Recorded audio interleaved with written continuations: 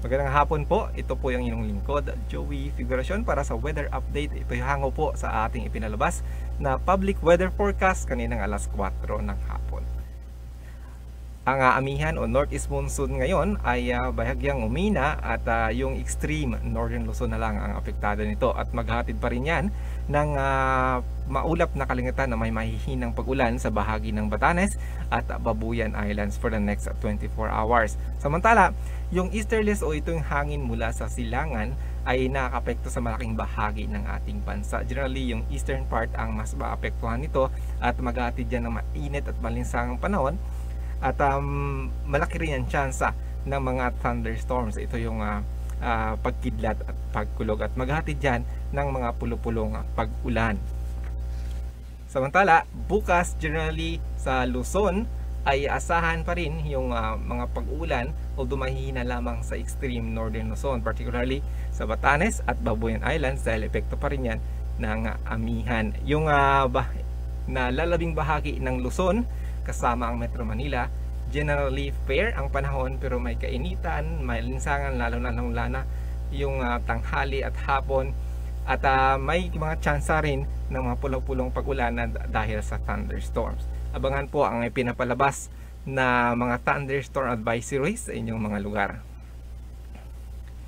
Bukas ang agwat ng temperatura sa Metro Manila ay magmumula sa 24 hanggang 32 degrees Celsius, samantala sa Baguio ay mula 16 hanggang 24 degrees Celsius.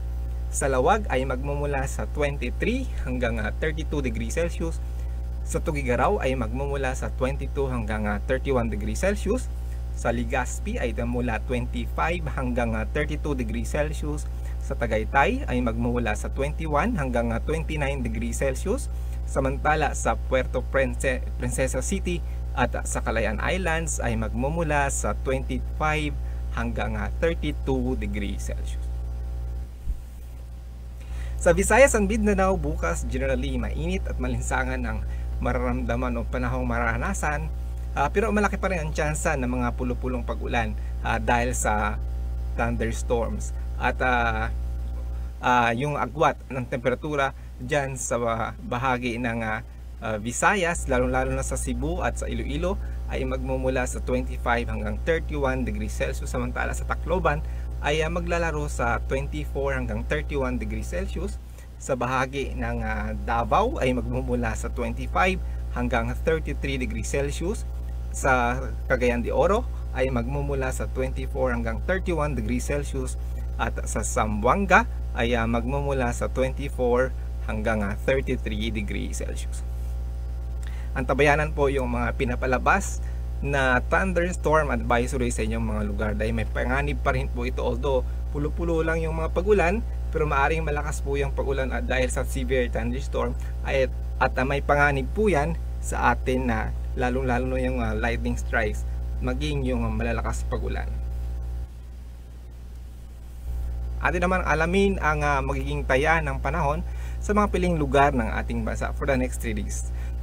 Starting po Friday hanggang weekend at generally yung Metro Manila apektado ng easterlies kaya medyo may kainitan ang maranasang panahon at naglaro ang agwat ng temperatura sa Metro Manila mula 24 hanggang 32 degrees Celsius at asahan lamang yung mga tsansa ng magpag-ulan dahil sa thunderstorm. Sa Baguio ay generally by Friday ay apektado pa rin ang easterlies at ang agwat ng temperatura ay magmumula sa 16 to 24 degrees Celsius at may tsansa ng thunderstorms.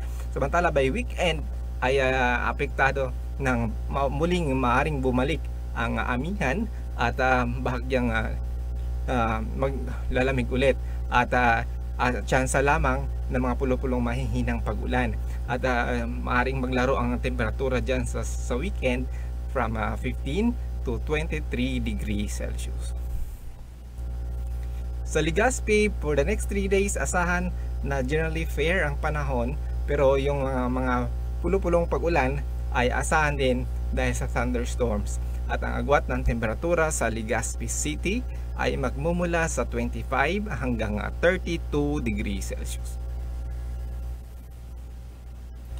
Sa Metro Cebu ay generally ang ang makaapekto ay yung easterlies at asahan na yung mga thunderstorms ay maghatid lamang yan ng panandalian ulan, pero mag-antabay po sa ating mga pinapalabas na thunderstorm advisories sa inyong mga lugar. Samantala, yung agwat ng temperatura sa Metro Cebu ay maglalaro sa 24 hanggang 31 degrees Celsius.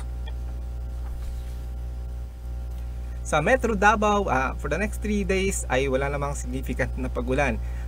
Kung mayroon man ay dahil lang yan sa mga localized or dahil sa easterlies na hatid na maaaring magbuo ng mga severe thunderstorms. At agwat ng temperatura sa Metro Davao ay magmumula sa 24 hanggang 33 degrees Celsius. Sa Kamaynilaan, ang araw ay lulubog 6:03 ng gabi at bukas sisikat muli 6:16 ng umaga. Para naman sa karagdagang impormasyon, maaari kaming puntahan sa aming website sa bagong.pagasa.dust.gov.ph at i-subscribe or i-follow kami sa aming mga social media accounts sa Facebook at sa Twitter. Search lang DUST_Pag-asa at punta na aming YouTube channel sa DUST-Pag-asa Weather Report.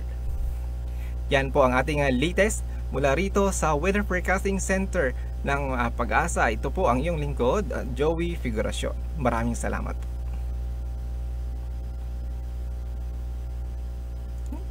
Okay, tapos na. Okay na po.